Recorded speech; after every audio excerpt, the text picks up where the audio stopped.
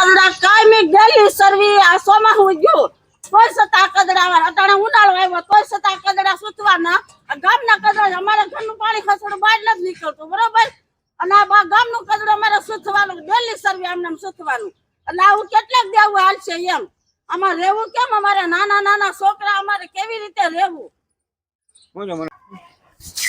ધારી નગરપાલિકાની ઘોર બેદરકારી। અત્યારે આપણે ઊભા છીએ આ છે હિમખીમડીપરા, જે સમયની ગ્રામ પંચાયતને હાલની ધારી નગરપાલિકામાં આ પરા વિસ્તારને જે સમાવેશ કરવામાં આવેલો છે, પણ જ્યારે ધારી નગરપાલિકામાં આ પરાનો સમાવેશ થયેલો છે ત્યારે એવું લાગતું હતું કે આ પરા વિસ્તારની સમસ્યાનો હલ થશે, પરંતુ ઉલટાનું અહીં સમસ્યા ઘર કરી ગઈ છે। અત્યારે ગટરના ગંદા પાણીઓ જે રહેવાસીઓ છે, જે લત્તાવાસીઓ છે, એમના ઘર સુધી એના ઘરની અંદર ઘરી જાય છે, પણ બેદરકાર એવી ધારી નગરપાલિકા જાણે કે હિમખીમડીપરા સાથે હળહળતો અન્યાય કરી રહેલ છે અને હિમખીમડીપરામાં સવલતો આપવાને બદલે અસુવિધાઓ આપી રહેલી છે। આપ જોઈ શકો છો કે અત્યારે આ હિમખીમડીપરા અને હિમખીમડીપરાની અંદર આ ખુલ્લી ગટરો મચ્છરજન્ય રોગચાળો ફાટી નીકળે એવી પરિસ્થિતિ। લોકો આ વિસ્તારના રહીશો જે છે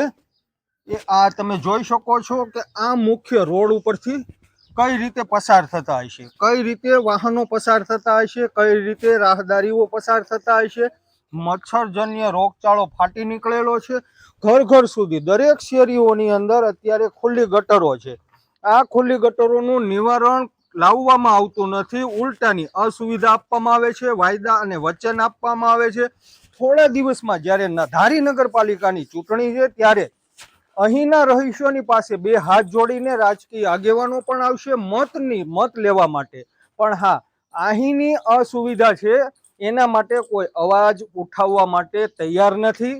એક એક વોર્ડમાં આમ જોઈએ ને તો હિમખીમડીપરાની અંદર આમ જોઈએ તો દરેક ઘરની અંદર એક એક રાજકીય આગેવાન છે, એક એક નવયુવાનો જે છે એ એકાબીજાની પાસેથી ગ્રુપની અંદર મત પડાવવા માટે મતદાન સમયે દોડધામ કરતા હોય છે, પણ જ્યારે જરૂર પડે છે ત્યારે આ હિમખીમડીપરા સાથે હળહળતો અન્યાયને આપ જોઈ રહેલા છો। ભજીયા પાર્ટીની અંદર સામેલ થશે લોકો, અહીંના ભજીયા પાર્ટી ખવડાવવામાં આવશે ચૂંટણી સમયે, પણ બાકીના જે 5 વર્ષો છે આ પરાની સાથે હળહળતો અન્યાય કરવામાં આવશે। બેન, ચૂંટણી સમયે તમારી પાસે જે કોઈ નેતાઓ, જે કોઈ આગેવાનો, જે કોઈ રાજકીય પાર્ટીઓ તમારી પાસે મત માંગવા આવે છે ત્યારે તમે અહીંની સુવિધા બાબતે ક્યાંય ટકોર કરો છો કે નહીં બેન?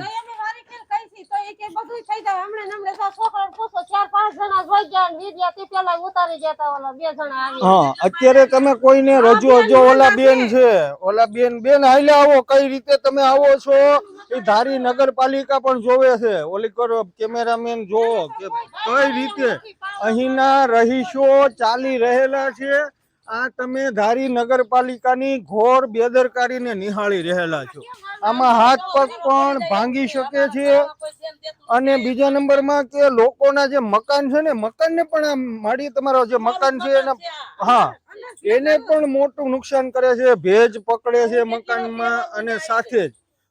જે ગંદા પાણી છે ને ઉલટા અહીંની જે નદી વહે છે ગટરની ગંદા પાણીની એ લોકોના ઘર સુધી પણ પહોંચી જાય છે અને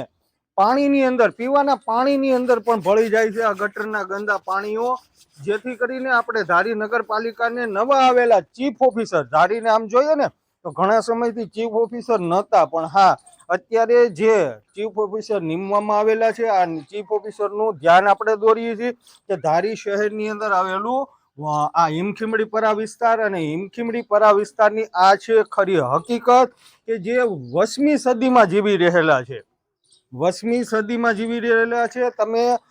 જ્યારે ટેબલ ઉપર બેસીને આરામથી પંખા ઉપર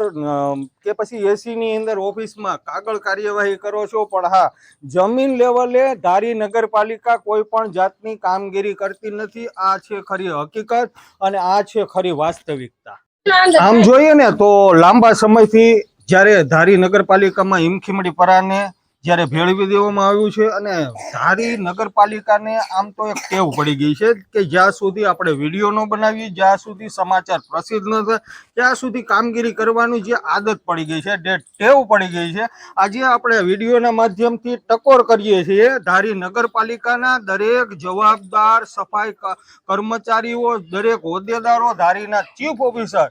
અને રાજકીય આગેવાનોને પણ કે જ્યારે મત માંગવા માટે તમે હિમખીમડીપરામાં બે હાથ જોડીને આવી શકો છો, તો આજે હિમખીમડીપરાની આ વાસ્તવિકતા જોઈને તમે એકાદો આટો તો જરૂરથી મારજો, જેથી કરીને અહીંના જે મતદારો તમારા છે, જેને તમે તમારા મતદારો માનો છો, તમે જેમને તમારી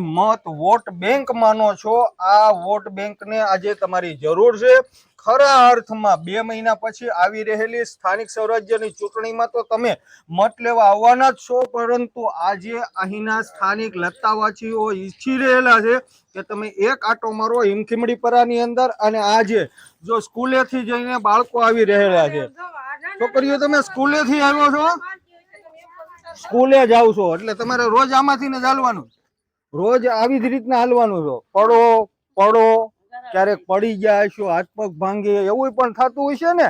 આ ગટરના ગંદા પાણીમાં. એટલે આજે સ્કૂલે જતા હોય ને એ બાળકોને પણ એટલી મુશ્કેલી પડી રહેલી છે, પરંતુ આપણા જવાબદાર